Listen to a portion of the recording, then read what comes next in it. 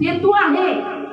निज वस्तू दाविली माझे सुख मज दाविले विधली प्रेम कळा काय उत्तराई व्हावे कवण्या गुणी जन्म नाही येणे ऐसे केले. जन्माला आता येणे नाही मरणे नाही आई साहेब केल्या. आता आज त्यांना पुन्हा जन्म मिळणार होता पण मिळालेला त्या भगवान परमात्म्याच्या स्वरूपामध्ये विराजमान झालेले आहे.